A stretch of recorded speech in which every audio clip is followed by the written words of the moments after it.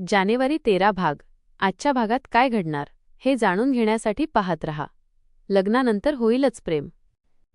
Part 1. नंदिनीचं अस्वस्थ मन. आजच्या भागाची सुरुवात नंदिनीच्या गोंधळलेल्या मनाने होते. हातात धरलेली फुलं ती शांतपणे पाहत उभी असते.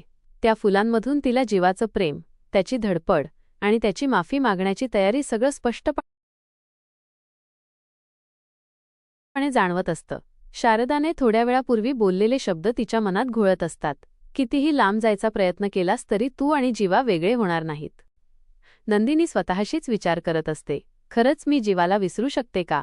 ज्याने मला एवढं रडवलं पण तेवढंच प्रेमही दिलं, त्याला मी आयुष्यातून काढून टाकू शकते का? ती फुलं टेबलावर ठेवते, डोळे पुसते आणि पुन्हा स्वतःला मजबूत बनवायचा प्रयत्न करते. पण तिच्या चेहऱ्यावरचं अस्वस्थ पण लपवता येत नाही. पार्ट 2. शारदा संसाराची शहाणी सल्लागार. इकडे शारदा मात्र हे सगळं शांतपणे पाहत असते. तिला नंदिनीची मनस्थिती चांगलीच कळलेली असते. ती स्वतःशीच म्हणते, रागापेक्षा प्रेम मोठं असतं आणि हे दोघं एकमेकाशिवाय राहूच शकत नाहीत. शारदा देवापुढे दिवा लावते आणि मनोमन प्रार्थना करते की नंदिनी आणि जीवा पुन्हा एकत्र यावेत. तिला ठाम विश्वास असतो की हे नातं अजून संपलेलं नाही. पार्ट 3. जीवाचा निर्धार. दुसऱ्या बाजूला जीवा मात्र पूर्णपणे वेगळ्याच विचारात असतो. नंदिनीने दरवाजा बंद केल्यानंतरही त्याच्या चेहऱ्यावर निराशेपेक्षा आशाच जास्त असते.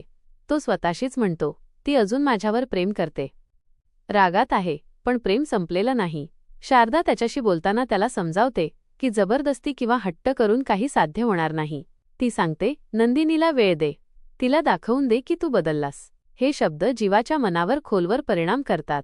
तो ठरवतो की यापुढे तो नंदिनीसमोर फक्त कृतीतूनच आपलं प्रेम सिद्ध करणार. पार्ट 4. काव्याचं ढासळलेलं आत्मविश्वास. किचनमध्ये घडलेला गुरुजींचा फोन कॉल काव्याच्या मनावर खोल जखम करून गेलेला असतो. रम्याने मुद्दाम स्पीकरवर कॉल लावून जे बोलणं ऐकवलं त्यानंतर काव्या पूर्णपणे गोंधळून जाते. खरंच पार्थ आणि रम्याचं लग्न ठरलेलं आहे का? हा प्रश्न तिला सतावत राहतो. तिच्या हातून काम नीट होत नाही. स्वयंपाक जळतो, भांडी वाजतात. तिच्या डोळ्यात पाणी असतं पण ती ते कुणाला दाखवत नाही. पार्ट 5. रम्याचा आत्मविश्वास वाढतो. रम्या मात्र आतून फारच खुश असते. एक चाल आणि काव्या पूर्णपणे हादरली असं ती स्वतःशीच म्हणते. पण वसू तिला सावध करते, अगं जास्त आनंद करू नकोस, खोटं फार काय टिकत नाही. रम्या मात्र ऐकायला तयार नसते.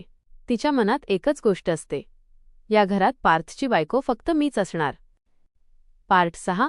पार्थचा गोंधळ. पार्थच्या मनात मात्र वेगळंच वादळ सुरू असतं. लॅपटॉपमध्ये काव्याचे फोटो पाहताना तो पुन्हा एकदा 16 डिसेंबरच्या रात्रीचा विचार करतो.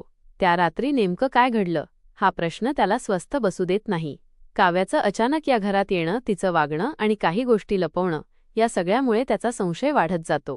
तो ठरवतो की सत्य शोधल्याशिवाय तो शांत बसणार नाही. पार्ट 7. मानिनीची समजूत.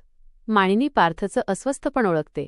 ती त्याच्याशी प्रेमाने बोलते आणि त्याला समजावते की प्रत्येक गोष्टीला संशयाच्या नजरेने पाहू नकोस. ती काव्याने पार्थसाठी केलेल्या त्यागाची आठवण करून देते. पण पार्थ ठाम असतो, आई, मला सत्य जाणून घ्यायचं आहे, नंतर निर्णय घेईन. पार्ट 8. नंदिनी आणि जीवा. ओझा अचानक जवळीक. रात्री अचानक वीज जाते. संपूर्ण घर अंधारात जातं. नंदिनी घाबरते. तेवढ्यात जीवा तिच्या मदतीला धावत येतो. अंधारात दोघांचे हात एकमेकांना लागतात आणि क्षणभर दोघेही स्तब्ध होतात. त्या क्षणी राग, प्रेम, आठवणी सगळं एकाच वेळी उफाळून येतं. नंदिनी पटकन हात मागे घेते पण तिचं हृदय मात्र जीवाजवळ ओढलं जात असतं. पार्ट 9. नंदिनीचा भावनिक स्फोट.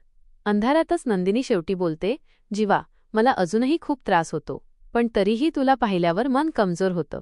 हे शब्द ऐकून जीवा हादरतो. त्याच्या डोळ्यांत पाणी येतं. तो शांतपणे म्हणतो, मी तुला दुखावल्याचं मला माहीत आहे, पण मी तुला गमावू शकत नाही. पार्ट 10. पुढील भागाची उत्कंठा.